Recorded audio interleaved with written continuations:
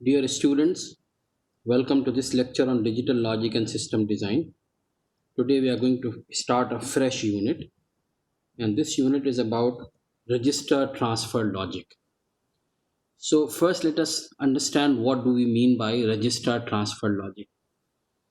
Basically the following four components they form the basis of the register transfer logic method for describing digital systems. Number 1, the set of registers in the system and their functions. As we have studied in the previous unit, that register is basically a device which stores a digital word, a binary word, right, which in turn is a combination of many flip-flops, right.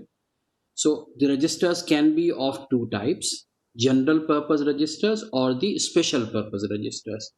General purpose registers are also called the scratch pad registers, wherein we can store some information temporarily and then we can simply erase it off and store some other information. But the special purpose registers are the registers which are assigned a specific task. Like if you remember when we were studying RAM in the previous unit, there were two registers that we talked about: memory address register and memory buffer register. Memory address register stores the address of the location which is to be read from or which is to be written into the RAM, and similarly the data that comes out of RAM into the memory buffer register or gets written into the RAM from the memory buffer register. So those two registers, memory address register and memory buffer registers, are the examples of special purpose registers. So all such registers in the system and their functions, what do they do? Are they simply the scratch pad registers, or are they carrying out a specific task assigned to them in the case of they being the special purpose registers?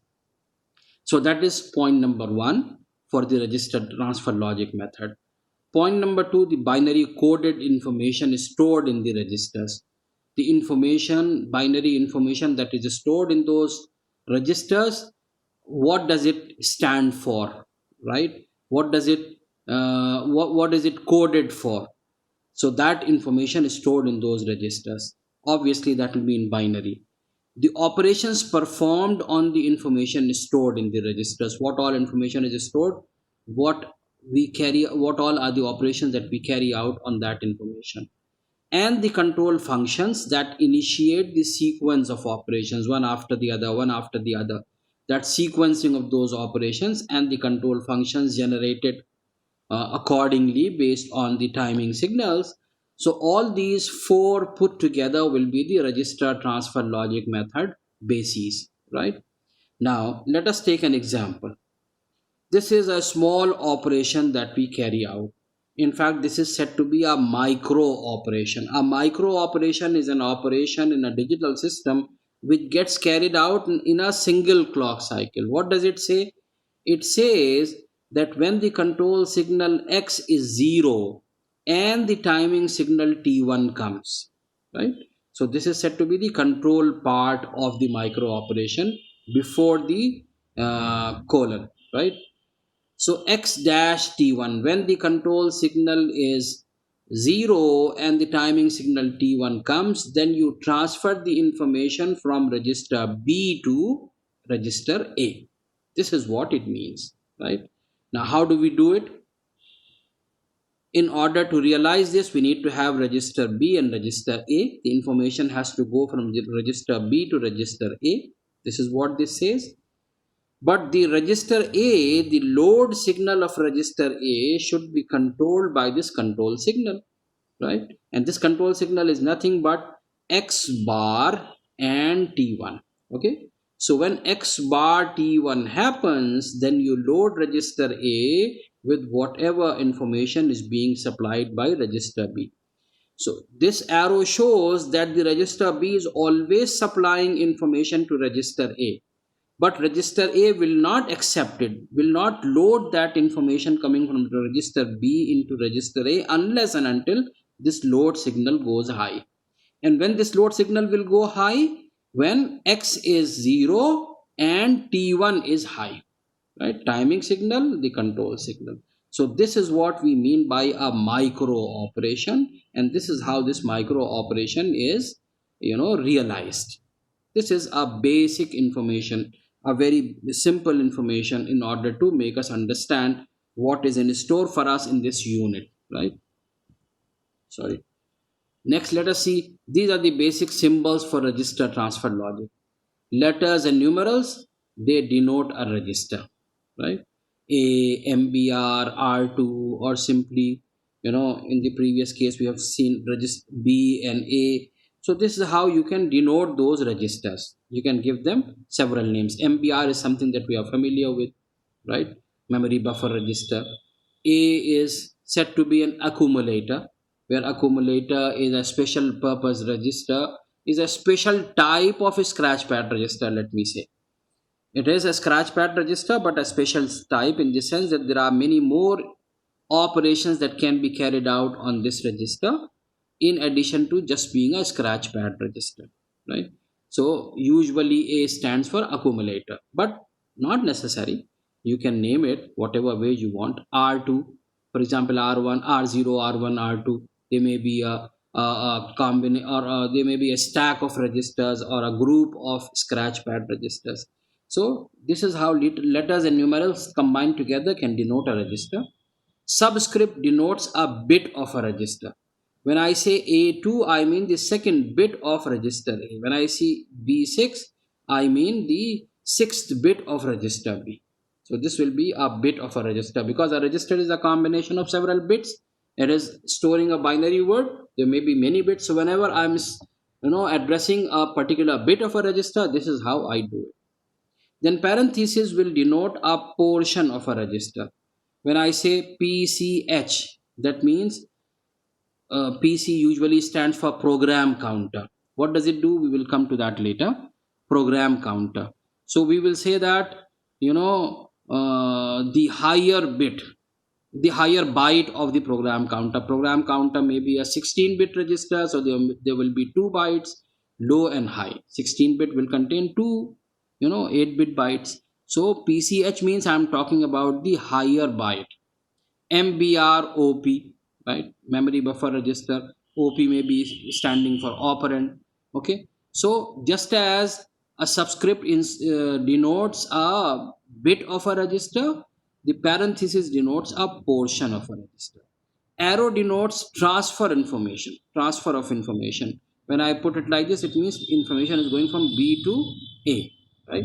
So arrow is always given like this, and the information flows from this register to this register. Colon terminates a control function. In the previous example, we have seen x dash t0. This is the control function, and colon will terminate the control function at which whatever register transfer has to take place. That will be denoted after this. Comma separates two micro operations. It may be possible that two independent micro operations may happen in the same clock cycle.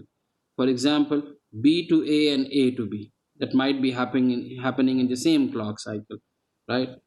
You will have to figure out how do you do it in the same clock cycle. But then two micro operations or two or more micro operations that are happening in the same clock cycle, they may be separated by a comma in between. Square brackets specifies an address for memory transfer. When I say M, that means memory. But memory, we know, has several locations. So which of those locations? That gets specified by the contents of MAR, right? When I say move memory to MBR and I don't specify this, that means either implicitly MAR is mentioned or is meant, or otherwise it won't make any sense, because memory is several locations. So which of those locations have to, all those locations cannot be moved to MBR, because MBR is a poor single register, whereas M is a combination of such several registers where every location is a register in itself, right?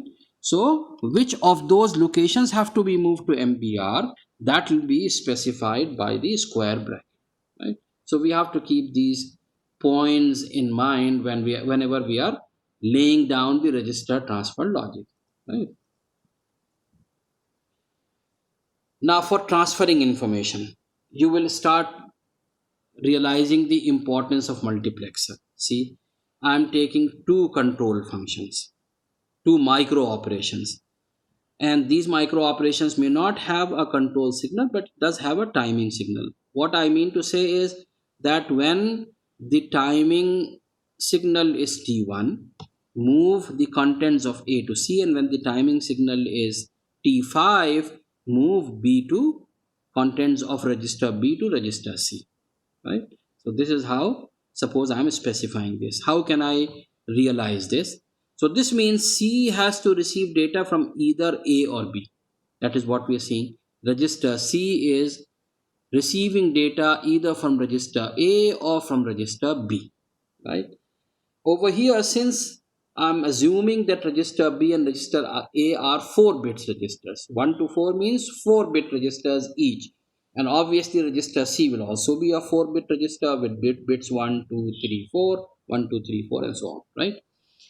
So in between, I'll have to put a quad 2 is to 1 multiplexer. When we were studying multiplexer, we had seen a quadruple 2 is to 1 multiplexer, which means a multiplexer which can multiplex a group of 4 bits, right? So 4 2 is to 1 multiplexers put together having the same control line, right? So we'll have to employ this because they are 4-bit registers. So the contents of either of these two registers have to be directed to register C. Now where will the control signal come from? What we are seeing is we have put T5. When this, I've connected this select line to T5, right? So when this T5 is high, you see, when this is high, this is 1, register B gets directed to register C. This is what is happening. Register B is being directed to register C when T5 is high, right?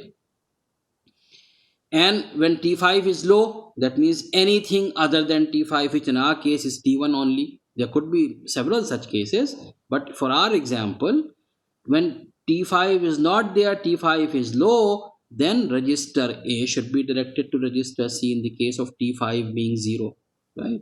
So when T5 is 0, I'm assuming that T1 will be there, or this part register A will be directed to register C.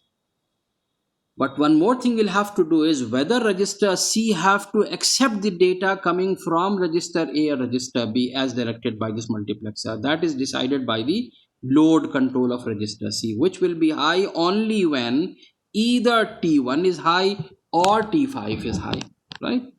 So T1 or T5. That is why an OR gate is put here. When any one of them is high, the register C should load the data, right? So the data is coming from either register B or register A depending on the control signal T5, but it will get loaded into register C only when T5 or T1 is high, right? Suppose T1 and T5 both are low, for example. They are both low and there is some other timing signal T3, T8, whatever. In that case, even though the data, since T5 is also low, even the data from the register A is reaching register C, but register C will not load it because both of them are low, so it will not load it, right? And similarly, this load terminal is also being used to get inverted and feed the enable control of all the multiplexers of that quad 2 is to 1 multiplexer, right? So that it is not enabled at all when the load signal is low, right? So this is what happens, the enable control, right? When the load signal is low, then this will be high, and this means that this will be disabled because this is active low signal. This will be enabled only when enable is 0 because of this bubble that we see here, right? So, and that will happen only when load is high, right? So this is the multiplexer for transferring information. So see, register transfer logic, that is why it is called register transfer logic.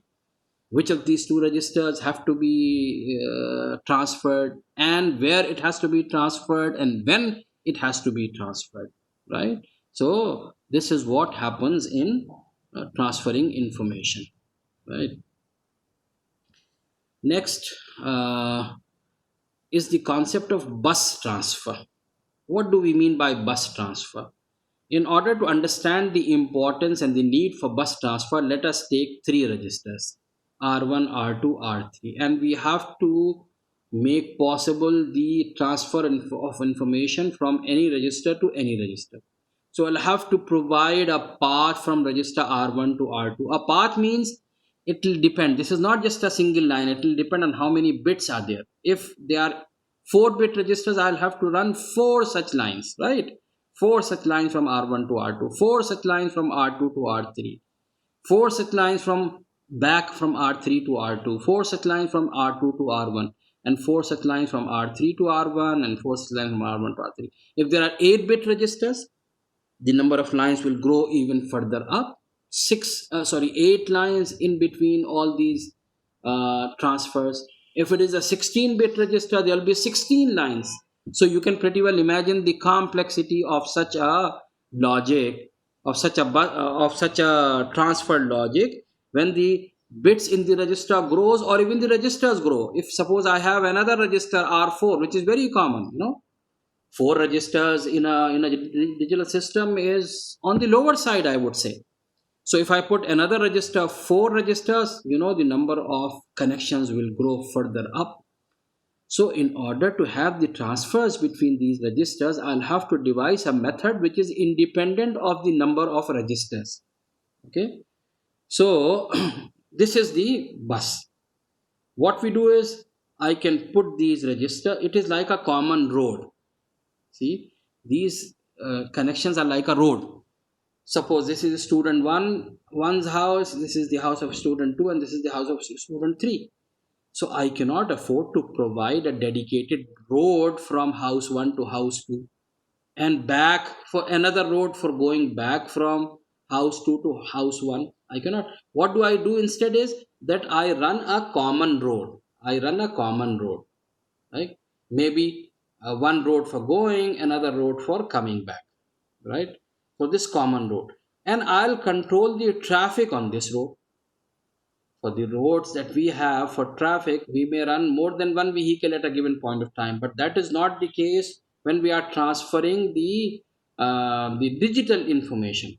In order to run the digital information, I'll have to make this path exclusive for one information at a given point of time. So that is why I'm employing switches.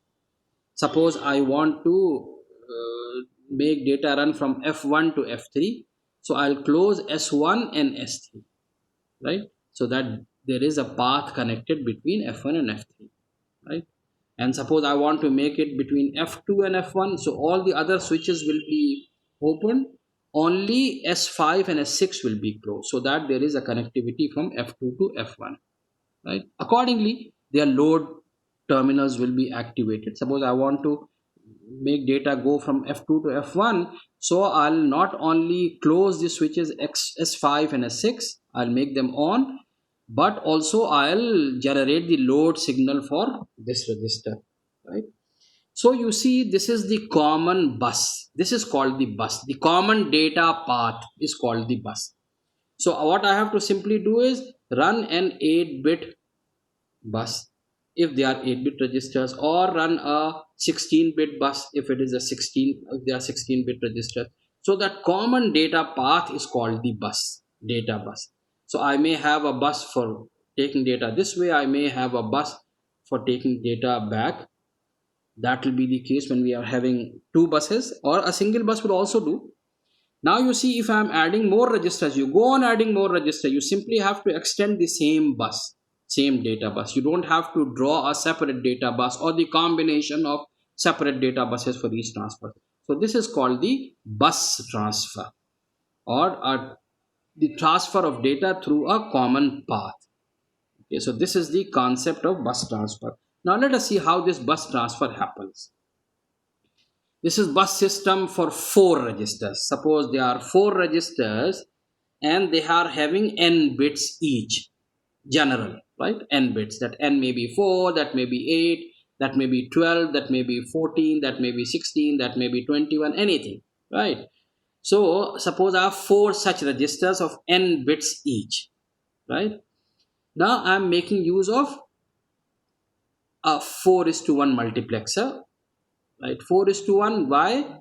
Because there are 4 registers. Had there been more registers, the order of the multiplexer will grow. But I'll have to employ n such 4 is to 1 multiplexers. Why? Because there are n bits each, right?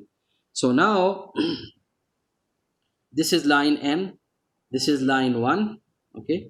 So I can have the transfer from any register to any register. Suppose I want to transfer data from C to A, from register C to A. What do I do?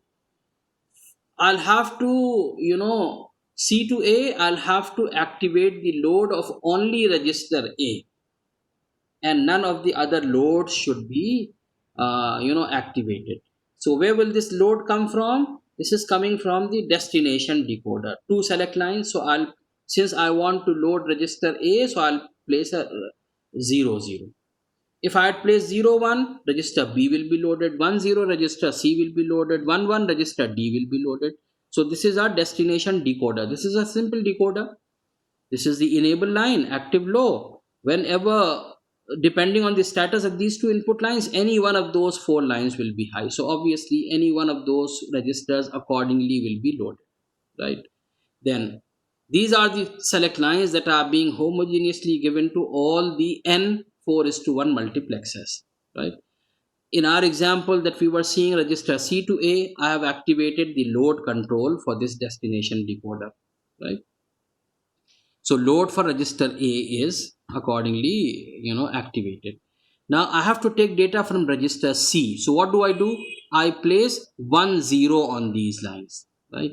When I place 1 0, this 2 gets directed to the output.